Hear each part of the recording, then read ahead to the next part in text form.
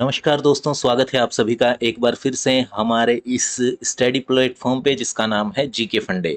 दोस्तों, हम इस स्टडी प्लेटफॉर्म की सहायता से ऐसी कोशिश कर रहे हैं कि राजस्थान वीडियो मुख्य परीक्षा के पाठ्यक्रम में जो भी आपको पॉइंट्स दिए हुए हैं, जिन पे की कोई विशेष पठन सामग्री उपलब्ध नहीं है, तो उन विषयों पर हम टॉपिक बना के आप तक पहुंचाएं। एक अच्छा, बहुत ही ज़बरदस्त, बहुत ही अच्छा कंटेंट, विस्तारपूर्ण कंटेंट मैं आपको इन विषयों पर बनाकर दे रहा हूं इस पूरी सीरीज़ में।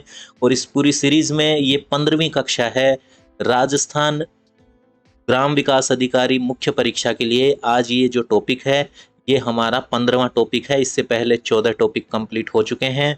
तो यदि आप चैनल पर नए हैं तो चैनल को सब्सक्राइब करके बेल आइकन को ऑल पे सेट करना बिल्कुल ना भूलें। उससे पहले आपको धन्यवाद देना चाहूँगा कि आपने हमारे पिछले वीडियो को इतना ढेर सारा प्यार दिया, उसके लिए। दोस्तों, अगर मुझे आप इसी तरीके से मोटिवेट करते रहेंगे, वीडियो को लाइक, शेयर और सब्सक्राइब करते रहेंगे चैनल को, तो मैं आपके लिए एक से एक बढ़ के ज़बरदस्त कंटेंट बनाता रहूँगा और आपके पूरी हेल्प करूँगा। तो आज का हमारा विषय है बंजर भूमि एवं सूखा क्षेत्र विकास की परियोजनाएं। ये टॉपिक बहुत सारी राजस्थान प्रतियोगी परीक्षाओं के लिहाज से बेहद महत्वपूर्ण है। विशेषकर आज हम इस विषय पर बात करेंगे राजस्थान ग्राम विकास अधिकारी यानी कि वीडियो मेंस जो एग्ज़ाम है उसके लिहाज से। तो इससे पहले मैं आपको बहुत सारे अलग अलग टॉपिक्स पर वीडियो दे चुका हूँ, जिनमें राजस्थान सरकार द्वारा आर्थिक योजनाएं, राजस्थान में सहकारी आंदोलन, राजस्थान में सौर ऊर्जा, राजस्थान पिछले 6 महीनों के करंट अफेयर्स, ये सभी वीडियोस आपको बना के दिए जा चुके हैं। अगर आपने वो वीडियो नहीं देखे हैं तो अभी हमारे चैनल की प्लेलिस्ट में जाइए, जिसका नाम है वीडियो मेंस क्लासेस, और वहाँ पे जाके वो वीडियोस भी ज़रूर देखिए। दूसरी बात मैं आपको बताना चाहूँगा कि ये वीडियो आपके लिए जो परीक्षा है उसके हिसाब से बहुत इंपॉर्टेंट है, तो वीडियो को अंत तक ज़रूर देखें। थोड़ा सब्र रखें, धैर्य रखें, इत्मीनान से पढ़ने की कोशिश करें, क्योंकि जब आप तसल्ली से पढ़ते हैं तभी आपके दिमाग में जो मेमोरी बनती है, याददाश्त बनती है, वो लंबे समय के लिए टिक पाती है। जल्दबाजी में कभी भी ना पढ़ें और केवल 2 मिनट का स्टार्ट का या 5 मिनट का वीडियो देख के कोई निष्कर्ष ना निकालें। पूरा वीडियो एंड तक देखें, आपको चीज़ें बहुत अच्छे से समझ में आने वाली हैं इस वीडियो में।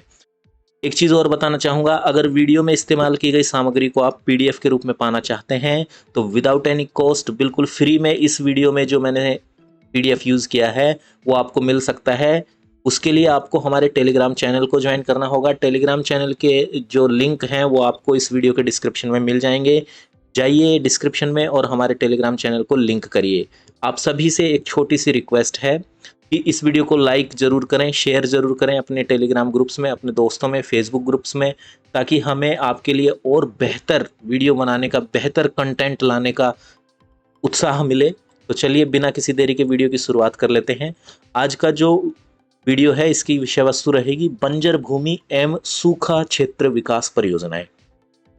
देखिए, पहले टॉपिक को समझते हैं। ये जो टॉपिक है इसमें हम उन परियोजनाओं को पढ़ेंगे जिनके द्वारा कि बंजर भूमि और सूखा प्रभावित जो क्षेत्र है उसमें विकास योजनाएं चलाई गई हैं, जो उन परियोजनाओं को हम पढ़ेंगे। तो ये क्यों किया गया है भाई? सूखा जो क्षेत्र है विकास करने की गवर्नमेंट प्रयास कर रही है, अलग अलग परियोजनाएं चलाई क्षेत्र में, जैसे कि सौर ऊर्जा परियोजनाएं चलाई जा रही हैं, पवन ऊर्जा परियोजनाएं चलाई जा रही हैं, मरुस्थल को रोकने के लिए परियोजनाएं चलाई जा रही हैं। इस तरीके की बहुत सारी सिंचाई परियोजनाएं हैं और विद्युतीकरण की परियोजनाएं हैं, ग्रीन एनर्जी की परियोजनाएं हैं। तो ये सारी परियोजनाएं जो कि बंजर भूमि और सूखा क्षेत्र से संबंधित हैं, वो सारी हम इस वीडियो में डिटेल से देखने वाले हैं। और वैसे मैं आपको बता दूं कि मैंने राजस्थान में सौर ऊर्जा पर एक डेडिकेटेड बहुत ही शानदार वीडियो पहले ही बना रखा है। आपने वो वीडियो नहीं देखा है तो ज़रूर से उस वीडियो को जाके देख लें। ओके, अब बात करते हैं कि भाई सबसे पहले समझना होगा कि ये बंजर भूमि और सूखा प्रभावित क्षेत्र या सूखा संभावित क्षेत्र होता क्या है और राजस्थान का कौन सा भाग है जो इस कैटेगरी में आता है। तो देखिए, वेस्टर्न राजस्थान जो है, पश्चिमी राजस्थान, जैसे जैसलमेर, जोधपुर, बाड़मेर, बीकानेर, जहाँ पे कि मरुस्थलीकरण का बहुत ज़बरदस्त प्रभाव है, बहुत ज़्यादा मरुस्थलीकरण हो चुका है ऑलरेडी। वो जो क्षेत्र है वो आता है आपका सूखा प्रभावित क्षेत्र में। ठीक है, या कि यूँ कह लीजिए सूखा संभावित क्षेत्र में आता है, जहाँ पे बारिश होने की संभावना बहुत ही कम होती है। तो वेस्टर्न राजस्थान के जिले आते हैं आपके सूखा संभावित क्षेत्र में। और जो अरावली के आसपास का जो क्षेत्र है, जैसे कि अरावली के आसपास के जो जिले हैं जैसे अजमेर, चूरू, झुंझुनू, सीकर, जयपुर वगैरह, इन जिलों में से कुछ कुछ भाग, पूरे जिले नहीं है भाई, इन जिलों के कोई कोई पार्ट, कुछ एरियाज जो हैं वो आपके आते हैं बंजर भूमि क्षेत्र में। और अरावली के आसपास जो जिले हैं इनकी बात कर रहा हूं मैं। तो आपको आई होप समझ में आ गया होगा कि बंजर भूमि में कौन सा क्षेत्र आता है और सूखा क्षेत्र कौन सा क्षेत्र कहलाता है राजस्थान का। तो अब हम बात कर लेते हैं विषय के बारे में। तो इस विषय में, इस टॉपिक में सबसे पहले हम पढ़ेंगे ऐसी परियोजनाएं जो कि बंजर भूमि और सूखा क्षेत्र विकास के लिए चलाई गई हैं।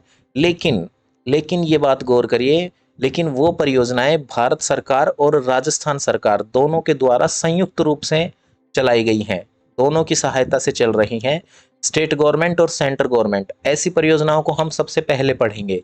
तो इसके लिए गवर्नमेंट ने क्या किया था, 1971 में, 1971 में एक संस्था बनाई थी जिसका नाम था special scheme organisation, short form SSO।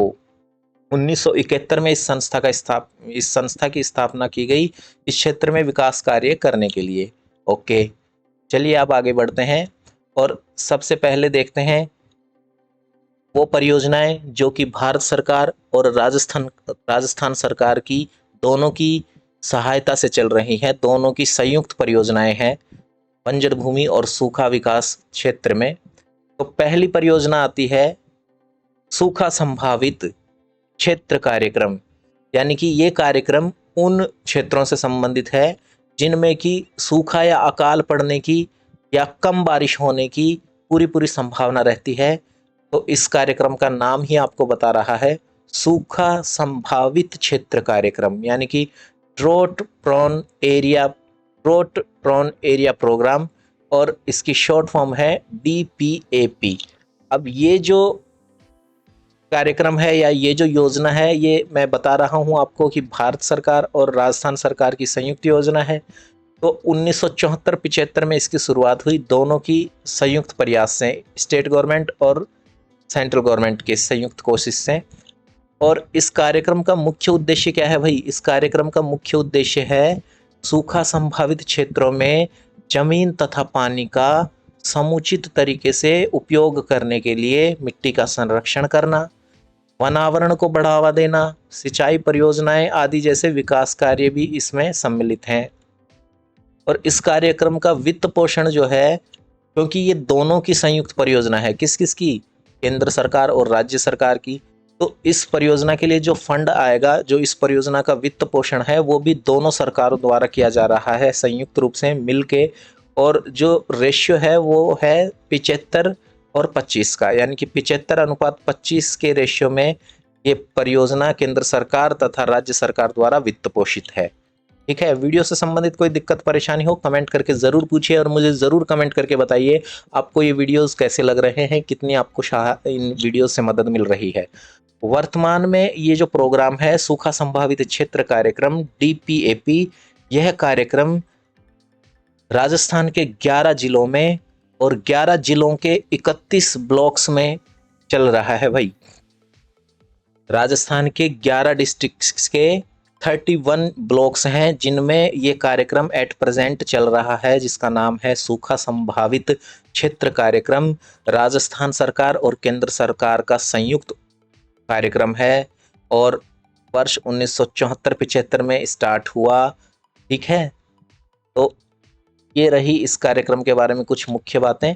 अब बात करते हैं अगले कार्यक्रम की, जो कि राजस्थान सरकार और केंद्र सरकार का दोनों का संयुक्त कार्यक्रम है। इस कार्यक्रम का नाम है मरुस्थल विकास कार्यक्रम, यानी कि डेजर्ट डेवलपमेंट प्रोग्राम, शॉर्ट में बोले तो DDP, desert development programme, Hindi में मरुस्थल विकास कार्यक्रम।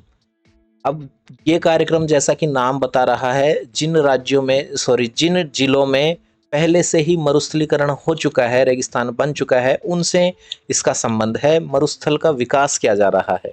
इस कार्यक्रम की शुरुआत वर्ष 77-78 में राजस्थान सरकार तथा भारत सरकार के संयुक्त प्रयासों से हुई। यह कार्यक्रम 100% केंद्र द्वारा पोषित किया जाता है। किन राज्यों किन कौन कौन से जो जिले हैं इनमें ये कार्यक्रम 100% केंद्र सरकार द्वारा पोषित है, तो 16 जिले हैं। ऐसे 16 जिले हैं जिनके 85 ब्लॉक्स हैं, जिनमें कि ये कार्यक्रम 100% केंद्र सरकार द्वारा फंड दिया जाता है। लेकिन अभी क्या हुआ है, हाल ही में रिसेंटली इस कार्यक्रम के अंतर्गत 8 नए ब्लॉक जोड़े गए हैं, और ये जो नए ब्लॉक जोड़े गए हैं इनमें वित्त पोषण केंद्र सरकार और राज्य सरकार का वही 75:25 में है भाई। तो इस कार्यक्रम में जो नए 8 ब्लॉक जोड़े गए हैं उनमें तो दोनों सरकारें, केंद्र और राज्य सरकारें मिलकर 75-25 के अनुपात में वित्त पोषण कर रही हैं। और जो शुरुआत में ही 16 जिले थे जिनके 85 ब्लॉक इस कार्यक्रम के तहत लिए गए थे, शामिल किए गए थे, उनमें ये कार्यक्रम 100% केंद्र सरकार द्वारा पोषित है। अब देखिए इस कार्यक्रम का मुख्य उद्देश्य क्या है। इस कार्यक्रम का मुख्य उद्देश्य जैसा मैंने आपको बताया, कार्यक्रम के नाम से ही पता चल रहा है, मरुस्थल का विकास करना। तो इस कार्यक्रम का मुख्य उद्देश्य है मरुस्थलीकरण को रोकना तथा मरुस्थल क्षेत्र के सीमित संसाधनों का समुचित उपयोग करना। तो जो डेजर्टिफिकेशन हो रहा है, मरुस्थलीकरण हो रहा है, उसकी रोकथाम करना तथा जो डेजर्ट में जो लिमिट में जो संसाधन रिसोर्सेज पाए जाते हैं उनका उपयोग करना, ये इसका मुख्य उद्देश्य है। अब मरुस्थल विकास कार्यक्रम के तहत निम्न कार्य किए जाते हैं। इस प्रोग्राम के तहत क्या क्या किया जाता है, पेड़ लगाए जाते हैं, पशुपालन, भूमिजल आदि के संबंधित विकास कार्य किए जाते हैं, और ग्रामीण विद्युतीकरण, विलेज इलेक्ट्रिफिकेशन भी किया जाता है। भाई ये याद रखिएगा, कई लोग सोचते हैं ग्रामीण विद्युतीकरण का क्या संबंध होगा मरुस्थल विकास कार्यक्रम से। तो ये ध्यान रखने योग्य बात है कि इस कार्यक्रम के तहत गांव में बिजली आपूर्ति की योजनाएं भी आती हैं। ठीक है, ऑप्शन में अगर आपको मिल जाए ग्रामीण विद्युतीकरण तो आप कंफ्यूज ना होइएगा। मरुस्थल विकास कार्यक्रम में गांव में, क्योंकि मरुस्थल का संपूर्ण विकास करना है, तो जिन गांव में बिजली नहीं है तो वहां बिजली भी पहुंचाई जाएगी, इसलिए ये विद्युतीकरण के कार्य भी इस योजना में आते हैं। तीसरी जो योजना है जो कि केंद्र सरकार और राज्य सरकार द्वारा मिलकर चलाई जा रही है, उसका नाम है कॉम्बैटिंग डेजर्टिफिकेशन प्रोजेक्ट, यानी कि CDP। अब ये जैसा कि नाम से पता लग रहा है, इसमें क्या है, मरुस्थल विकास कार्यक्रम के अंतर्गत ही ये एक स्पेशल प्रोग्राम है। तो ये जो CDP है ये डेजर्ट डेवलपमेंट प्रोग्राम के अंतर्गत ही एक स्पेशल तरह का प्रोग्राम है। और CDP के तहत क्या होगा कि राज्य के 10 जिलों में मरुस्थलीकरण का मुकाबला करने की योजना बनाकर वनीकरण द्वारा रेत के टीलों को स्थिर किया जाएगा। ठीक है, इसका उद्देश्य क्या है, रेत के टीलों को राज्य के 10 जिलों में वनीकरण द्वारा स्थिर करना।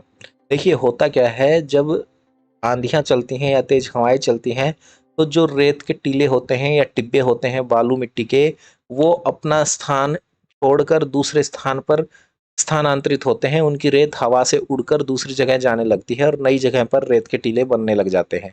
तो इसी चीज को रोकने के लिए क्या करना पड़ रहा है, इस कार्यक्रम के तहत क्या कर रहे हैं गवर्नमेंट कि राज्य के 10 जिलों में रेत के टीलों के आसपास वाले क्षेत्रों में पेड़ पौधे लगाए रही हैं। तो उससे क्या होगा कि एक प्राकृतिक दीवार खड़ी हो जाएगी और जो रेत के टीले हैं वो आंधियों में या तेज हवाओं के साथ स्थानांतरित नहीं हो पाएंगे और उसी जगह रह जाएंगे। तो इस तरीके से मरुस्थलीकरण का मार्च यानी कि मरुस्थलीकरण का बढ़ावा नहीं हो पाएगा, एक जगह से दूसरी जगह रेत के टीले नहीं जा पाएंगे। क्योंकि अगर ये टीले इसी तरह एक जगह से दूसरी जगह स्थानांतरित होते रहे तो जिस जगह पे ये होते हैं वहां तो ऑलरेडी इन्होंने जमीन को खराब कर दिया है, अनउपजाऊ कर दिया है, और नई जगह जाके ये अगर वहां पे स्थानांतरित होंगे तो उस जगह की जमीन को भी ये अनउपजाऊ कर देंगे। ठीक है, तो ये वनीकरण के द्वारा रेत के टीलों को स्थिर करने का लक्ष्य है कॉम्बैटिंग डेजर्टिफिकेशन प्रोजेक्ट के तहत। ठीक है, और ये मरुस्थल विकास कार्यक्रम यानी कि डेजर्ट डेवलपमेंट प्रोग्राम का ही एक स्पेशल प्रोग्राम है। अब देखिए कॉम्बैटिंग डेजर्टिफिकेशन प्रोजेक्ट केंद्र तथा सरकार द्वारा, केंद्र सरकार तथा राज्य सरकार द्वारा ये जो प्रोग्राम है कॉम्बेटिंग डेजर्टिफिकेशन प्रोजेक्ट, ये 75 और 25 के अनुपात में वित्त पोषित है। ठीक है भाई, अब आगे बढ़ते हैं और देखते हैं कि बंजर व सूखा क्षेत्र में राज्य सरकार द्वारा कौन सी परियोजनाएं चलाई जा रही हैं। ये तो थे जो अभी तक आपने पढ़े, ये योजनाएं, 3 योजनाएं जो थी, ये योजनाएं थी राज्य सरकार और केंद्र सरकार की संयुक्त योजनाएं। अब बात करेंगे कि राजस्थान सरकार बंजर भूमि व सूखा विकास क्षेत्र के लिए कौन सी परियोजनाएं चला रही है। तो इसमें सबसे पहले बात करेंगे ऊर्जा परियोजनाओं की, और ऊर्जा परियोजनाओं में सबसे पहले आएंगी आपकी सौर ऊर्जा परियोजनाएं।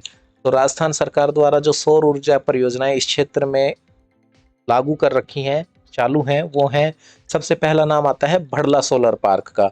अब ये कहाँ है, ये जोधपुर में है। भड़ला सोलर पार्क जो है ये जोधपुर जिले में स्थित है। इसकी क्षमता याद कर लीजिए भाई, इसकी क्षमता है 2245 मेगावाट की। भड़ला सोलर पार्क जोधपुर में है, क्षमता 2245 मेगावाट की है। देखिए, मैं आपको फिर से बताना चाहूँगा, मैं राजस्थान में सौर ऊर्जा पर बहुत ही शानदार ज़बरदस्त डेडिकेटेड वीडियो पहले बना चुका हूँ। तो यहाँ पे आपको पूरी डिटेल में नहीं पढ़ाया जाएगा, यहाँ पे केवल आपको उन योजनाओं से रूबरू करवाया जाएगा जो कि सूखा संभावित क्षेत्र और बंजर भूमि क्षेत्र से संबंधित हैं। बाकी डिटेल में पढ़ने के लिए आप वो वीडियो देख सकते हैं, सौर ऊर्जाओं के बारे में आपको पूरा विस्तार से समझाया गया है। तो पहला नाम है भड़ला सोलर पार्क, और ये जोधपुर की योजना है, क्षमता 2245 मेगावाट की है। और ये परियोजनाएं भाई 4 फेजेज में, 4 चरणों में विकसित की गई है। ओके, याद रखिएगा, 4 चरणों में इसका विकास किया गया है। अब बात करते हैं सोलर पार्क योजनाओं की। ठीक है, थोड़ी तबीयत खराब है भाई, तो उसके लिए माफी चाहूंगा। सोलर पार्क योजनाओं की, ठीक है, सोलर पार्क योजना जो है इसके तहत क्या है, पहले तो ये देखते हैं कि सोलर पार्क योजना कौन से मंत्रालय द्वारा संचालित की गई। तो ये योजना जो है जिसका नाम है सोलर पार्क योजना, ये नवीन और नवीनीकरण ऊर्जा मंत्रालय भारत सरकार द्वारा चलाई जा रही है। और इस योजना के तहत 3 सोलर पार्क निर्माणाधीन है, यानी कि उनका काम चल रहा है, निर्माण किया जा रहा है 3 सोलर पार्क का। और पहला जो पार्क है वो है फलोदी पोखरण सोलर पार्क, जिसकी क्षमता रहेगी 750 मेगावाट। ओके, और इस सोलर पार्क को बनाने के लिए, ये जो पहला सोलर पार्क है फलोदी पोखरण सोलर पार्क, इसको बनाने के लिए एक कंपनी का गठन किया गया, और उस कंपनी का नाम है विकास मैसर्स एसएल सौर ऊर्जा कंपनी। ओके, जो कि राज्य सरकार और एसएल इंफ्रा लिमिटेड का संयुक्त उपक्रम है। तो आपको यहाँ पे क्या क्या याद रखना है, आपको सबसे पहले तो सोलर पार्क का नाम याद होना चाहिए, फिर वो कहाँ पे स्थित है ये याद रखना है, फिर उसकी क्षमता कितनी है ये याद रखना है। उसके बाद आपको याद रखने की ज़रूरत है कि उसको बनाने के लिए कौन सी कंपनी का गठन किया गया। ठीक है, तो ये 2-3 पॉइंट्स आपको ज़रूर ध्यान में रखने हैं। तो ये जो पार्क है फलोदी पोखरण सोलर पार्क, इसको बनाने के लिए विकास मैसर्स एसएल सौर ऊर्जा कंपनी का गठन किया गया। ओके, आगे बढ़ते हैं। इस योजना के तहत जो दूसरा निर्माणाधीन सोलर पार्क है भाई, उसका नाम है Fatehgarh phase 1B। Fatehgarh phase 1B, इस सोलर पार्क की क्षमता 1500 मेगावाट है भाई। जैसलमेर में ये स्थित है, और इसको बनाने के लिए जिस कंपनी का गठन किया गया उस कंपनी का नाम क्या है, Messrs Messrs Adani renewable energy park Rajasthan limited. ठीक है, ये कंपनी बनाई गई, ये कंपनी का जिम्मेदारी है कि ये इस सोलर पार्क को विकसित करे, बनाए। ठीक है, क्या नाम है, Messrs Adani renewable energy park Rajasthan limited, जो कि राजस्थान सरकार तथा अडानी रिन्यूएबल एनर्जी का संयुक्त उपक्रम है। चलिए भाई, तीसरा देखते हैं। इस योजना के तहत जो तीसरा सोलर पार्क बनाया जा रहा है उसका नाम है नोखा सोलर पार्क, और ये भी जैसलमेर में स्थित है। नोखा सोलर पार्क की क्षमता रहेगी 925 मेगावाट। ओके, और नोखा सोलर पार्क को Rajasthan solar park development company limited द्वारा बनाया जा रहा है। ओके, यानी कि ये राजस्थान सरकार द्वारा ही बनाया जा रहा है।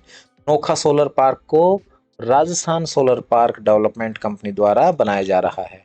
ठीक है, अब बात करते हैं राजस्थान सरकार द्वारा सूखा संभावित क्षेत्र और बंजर भूमि क्षेत्र के विकास के लिए जो पवन ऊर्जाएं चलाई जा रही हैं, पवन ऊर्जा की परियोजनाएं चलाई जा रही हैं, उनके बारे में। तो सबसे पहली बात करते हैं आर्थिक समीक्षा की। आर्थिक समीक्षा का डाटा भी इस वीडियो में इंक्लूड किया गया है लेटेस्ट अपडेट के साथ। तो राजस्थान की जो लेटेस्ट आर्थिक समीक्षा 2022 में आई है, उसके हिसाब से दिसंबर 2021 तक राजस्थान की टोटल कैपेसिटी थी जो पवन ऊर्जा डेवलपमेंट की, वो कितनी थी? वो है 4338 मेगावाट। ओके, 4338 मेगावाट की कैपेसिटी दिसंबर 2021 तक है राजस्थान की, अगर हम बात करें आर्थिक समीक्षा 2022 के हिसाब से। तो ये याद रखिएगा, इंपॉर्टेंट डाटा है। और पवन ऊर्जा परियोजनाओं में सबसे पहली परियोजना का नाम आता है, इसका नाम है अमर सागर पवन ऊर्जा संयंत्र, जैसलमेर के अंदर है। क्या नाम है? अमर सागर पवन ऊर्जा संयंत्र, जैसलमेर में है। क्षमता इसकी 1064 मेगावाट है। दूसरा जो नाम आता है वो आता है फलोदी जोधपुर पवन ऊर्जा का। तो फलोदी जोधपुर और अमर सागर दोनों नाम याद रखिएगा। अब बात करते हैं प्रमुख सिंचाई परियोजनाओं की। देखिए सरकार क्या चाहती है? सरकार चाहती है कि जो भी सूखा संभावित क्षेत्र और बंजर भूमि क्षेत्र है उसका समग्र विकास हो, परिपूर्ण रूप से विकसित हो वो क्षेत्र। तो उसमें अलग अलग परियोजनाएं चलाएगी, जैसे सिंचाई के लिए परियोजनाएं चलाएगी, ऊर्जा के लिए परियोजनाएं चलाएगी, मरुस्थलीकरण को रोकने के लिए परियोजनाएं चलाएगी, बिजली आपूर्ति के लिए परियोजनाएं चलाएगी, जल आपूर्ति के लिए परियोजनाएं चलाएगी, स्वास्थ्य की परियोजनाएं चलाएगी। तो उसी सीरीज में ये परियोजनाएं चलाई गई हैं। और अब हम पढ़ेंगे प्रमुख सिंचाई परियोजनाएं। तो पहली सिंचाई परियोजना जिसका नाम आता है वो है नर्मदा नहर परियोजना।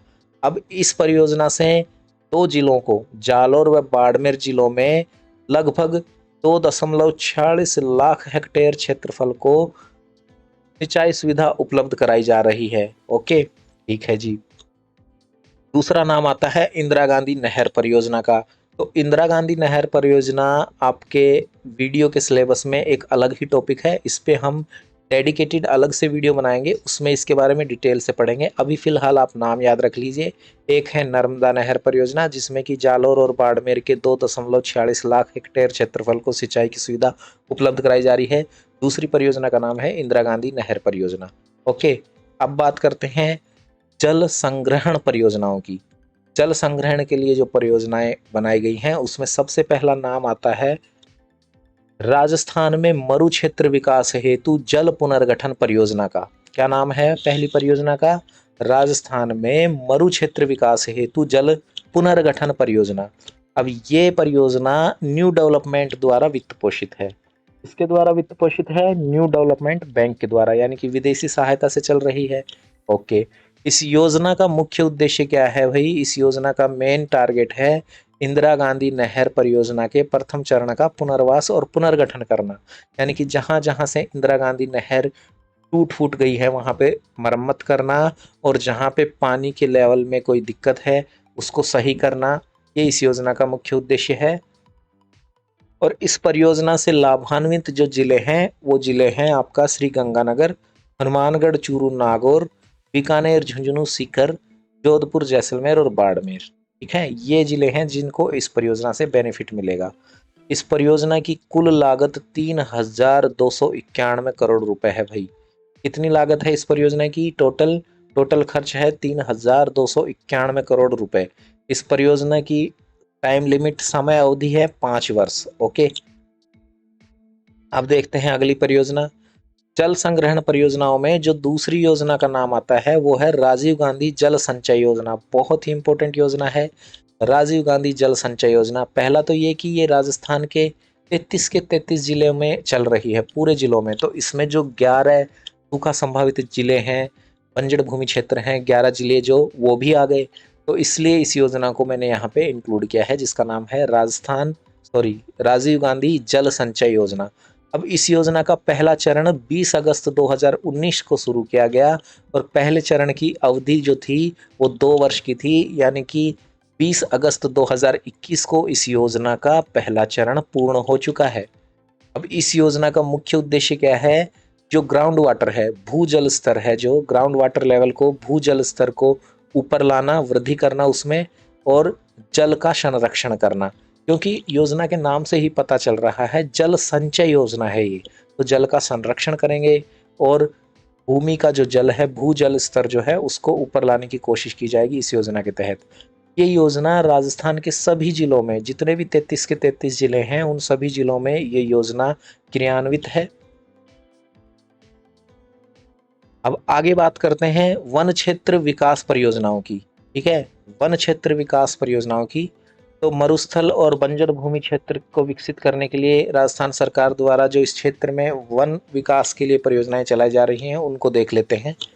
सबसे पहले वन क्षेत्र विकास परियोजनाओं के अंतर्गत जो नाम आता है सबसे पहला, वो योजना है अरावली वृक्षारोपण योजना। क्या नाम है? अरावली वृक्षारोपण योजना। अब अरावली वृक्षारोपण योजना 2 चरणों में पूर्ण हुई। 2 स्टेजेस थी, 2 फेजेस थी इस योजना की। पहला चरण वर्ष 1992 में शुरू हुआ तथा 97 तक चला। दूसरा चरण 97 से शुरू हुआ और 2002 तक चला। ठीक है, 5 फरवरी 2002 तक चला दूसरा चरण। अरावली वृक्षारोपण योजना की बात कर रहे हैं भाई। और ये जो योजना है ये जापान की एक संस्था है जिसका नाम है overseas economic cooperation fund of Japan. ठीक है, इसके सहयोग से अरावली क्षेत्र 10 अरावली क्षेत्र वाले जिलों में ये परियोजना लागू की गई। इस योजना का जो पहला चरण है वो overseas economic cooperation fund of Japan, ये जो संस्था है जापान की, इसकी सहायता से 10 अरावली क्षेत्र वाले जिलों में लागू की गई है। इस योजना के तहत 10 अरावली क्षेत्र वाले जिलों में सूखी बंजर जमीन में तथा सरकारी वेस्टलैंड में पौधारोपण का कार्य किया जा रहा है, पानी संग्रहण का कार्य किया जा रहा है। और क्या किया जा रहा है भाई, बताइए और क्या किया जा रहा है? और पत्थरों से दीवार निर्माण का कार्य किया जा रहा है।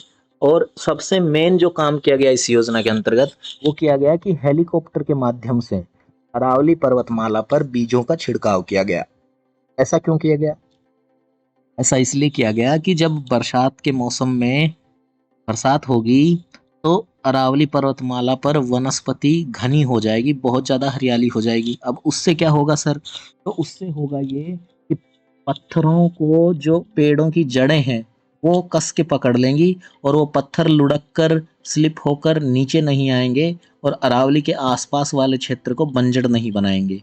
क्योंकि बंजर कब बनती है ज़मीन? जब उसमें कंकड़ पत्थर वगैरह आ जाते हैं और वो उपजाऊ नहीं रहती है तो बंजर हो जाती है। तो अरावली जो पर्वतमाला है उसका आसपास का क्षेत्र अरावली से जो पत्थर स्लिप होकर लुढ़क कर नीचे आ जाते हैं उसके कारण बंजर हो जाता है। तो उसी को रोकने के लिए देखो पत्थरों की दीवार बनाई गई ताकि जो भी पत्थर लुढ़क के आए वो एक सीमित क्षेत्र तक ही रह सकें, आगे ना फैलें। हेलीकॉप्टर से पर्वतमाला पर बीजों का छिड़काव करके ज़्यादा से ज़्यादा वनस्पति हो पाए इस पर्वतमाला पर, इसके लिए हेलीकॉप्टर से बीजों का छिड़काव किया गया। फिर जल संग्रहण का कार्य भी किया गया। ठीक है, अब देखते हैं मरुस्थल वृक्षारोपण परियोजना। ठीक है, दूसरी ये योजना है मरुस्थल वृक्षारोपण परियोजना। इसमें क्या हुआ, ये योजना वर्ष 1978 में स्टार्ट हुई और मरुस्थल का प्रसारण रोकने के लिए, मरुस्थल जो आगे बढ़ता जा रहा है उसको रोकने के लिए ये परियोजना स्टार्ट की गई, मरुस्थल वृक्षारोपण परियोजना। इस परियोजना में क्या है कि केंद्र तथा राज्य द्वारा वित्त पोषित जो अनुपात है वित्त पोषण का, वो वही 75:25 की भागीदारी में है। यानी कि 100 रुपये अगर खर्च होते हैं इस परियोजना में, इस कार्यक्रम में, तो 75 रुपये सरकार देगी और 25 रुपये आपका, 75 रुपये तो केंद्र सरकार देगी और 25 रुपये आपका राज्य की सरकार देगी। और ये परियोजना राज्य के 16 जिलों में, 16 जिलों के 85 विकास खंडों में अभी ये परियोजना क्रियान्वित है। ओके, अब बात कर लेते हैं राजस्थान वानिकी एवं जैव विविधता परियोजना। ये बहुत इंपॉर्टेंट परियोजना है, राजस्थान वानिकी एवं जैव विविधता परियोजना। ओके, इस परियोजना का पहला चरण वर्ष 2003 में शुरू हुआ और 2010 में पूर्ण हुआ। ठीक है भाई, Japan bank for international cooperation के सहयोग से इस योजना का पहला चरण चालू किया गया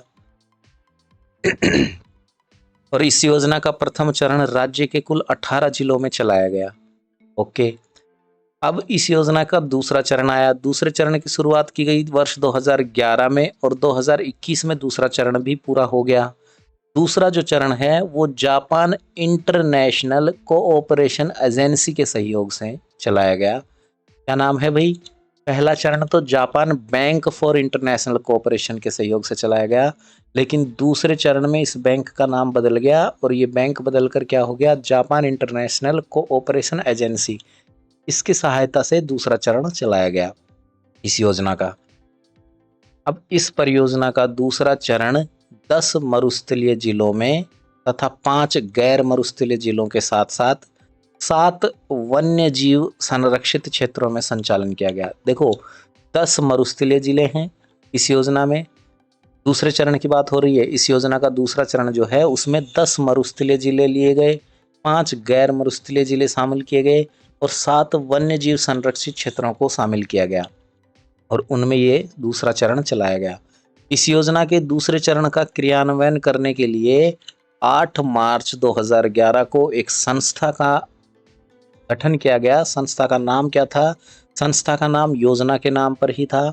संस्था का नाम था राजस्थान वानिकी एवं जैव विविधता संरक्षण सोसाइटी।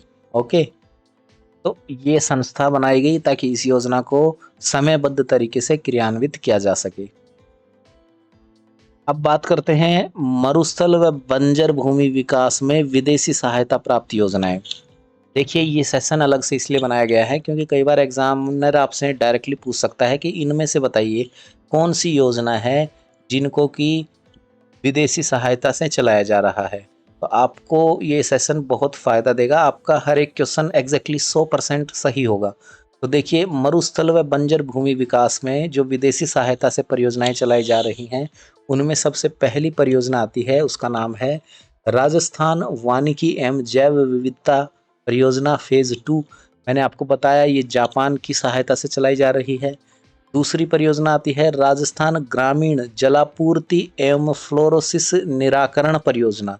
कुछ मिसप्रिंट हैं तो आप लिखे हुए पे ध्यान ना दें, जो मैं बोल रहा हूँ उस पे ध्यान दें, वो बिल्कुल सही बोल रहा हूँ। तो दूसरी परियोजना है राजस्थान ग्रामीण जलापूर्ति एवं फ्लोरोसिस निराकरण परियोजना, नागौर के अंदर चलाई जा रही है। वही जापान की जीका संस्था के द्वारा जापान इंटरनेशनल कोऑपरेशन एजेंसी के द्वारा चलाई जा रही है। जनवरी 2013 से जनवरी 2022 तक ये परियोजना चलाई गई। उद्देश्य क्या था इस परियोजना का? ग्रामीण जलापूर्ति, जैसा नाम से ही पता हो रहा है कि पेयजल की आपूर्ति करना। जल जनित जो बीमारियां हैं, राजस्थान में जो कुबड़ पट्टी वाला क्षेत्र है भाई, कुबड़ पट्टी क्षेत्र राजस्थान के अंदर है, उसमें जो बीमारियां होती हैं लोगों को हड्डियों से संबंधित, क्योंकि वहाँ का पानी खारा है, पानी में पीने के पानी में बहुत सारा सॉल्ट फ्लोराइड वगैरह इन्वॉल्व है, तो उसकी वजह से जो वाटर से, जो पानी से जो बीमारियां होती हैं उनमें कमी करना इस योजना का उद्देश्य है। पेयजल की आपूर्ति करना इस योजना का उद्देश्य है और प्रभावी ढंग से फ्लोरोसिस का उन्मूलन करना भी इस योजना का उद्देश्य है। ठीक है, अब बात करते हैं ग्रीन एनर्जी कॉरिडोर परियोजना अंतरराज्य विद्युत प्रसारण तंत्र। ओके, यहाँ पे भी टाइपिंग टीम से थोड़ा मिसप्रिंट हो गया है, मैं बता रहा हूँ वो सुनिए। सही नाम क्या है? ग्रीन एनर्जी कॉरिडोर परियोजना अंतरराज्य विद्युत प्रसारण तंत्र। और ये जो है ये जर्मनी की एक कंपनी है, उसकी सहायता से ये योजना चलाई जा रही है। जर्मनी की जो कंपनी है उसका नाम है KWF, पूरा नाम है फ्रेमफर्ट एम मेन। ये जो कंपनी है जर्मनी की है, फ्रेमफर्ट एम मेन KFW, इसके द्वारा ये योजना संचालित है। इस योजना की अवधि अक्टूबर 2015 से जून 2021 की थी और इस योजना से जिन जिलों को बेनिफिट हुआ वो जिले थे आपके 4, जैसलमेर, बाड़मेर, बीकानेर और जोधपुर। ठीक है, अब ग्रीन एनर्जी कॉरिडोर से आप क्या समझते हैं? तो देखिए, सबसे पहले तो आप ये जान लीजिए कि ग्रीन एनर्जी होती क्या है। ग्रीन एनर्जी वो ऊर्जा होती है जिसके उत्पादन में कार्बन उत्सर्जन नहीं होता है, बिल्कुल जीरो होता है, शून्य कार्बन उत्सर्जन होता है, जिनको मतलब प्रोड्यूस करने में कार्बन का प्रोडक्शन नहीं होता है, कार्बन का एमिशन नहीं होता है, ऐसी जो एनर्जी हैं। अब इनमें कौन कौन सी एनर्जी आएंगी? इनमें आएंगी सोलर एनर्जी, सौर ऊर्जा आ जाएगी, पवन ऊर्जा आ जाएगी, बायोमास ऊर्जा आ जाएगी, बायोगैस आ जाएगी। तो ये सभी जो एनर्जी हैं जिनके उत्पादन में कार्बन का एमिशन नहीं होता है, तो ये सभी ग्रीन ऊर्जा में आती हैं, ग्रीन एनर्जी में आती हैं। अब ये जहाँ पे बनाई जाती हैं उस जगह से दूसरी जगह इनको पहुँचाना होता है। सौर ऊर्जा, बिजली कहीं पे बन रही है सूर्य के प्रकाश से, वहाँ से उठा के उस बिजली को दूसरी जगह से वायर्स के माध्यम से पहुँचाओगे, तो वो जो पूरा क्षेत्र है जहाँ से बिजली उत्पन्न हुई और जहाँ पे पहुँचाई गई, पूरा क्षेत्र क्या कहलाता है? Green energy corridor. ओके, तो समझ में आ गया होगा, बहुत अच्छे से समझाया मैंने। अब देखिए इस योजना का उद्देश्य क्या है।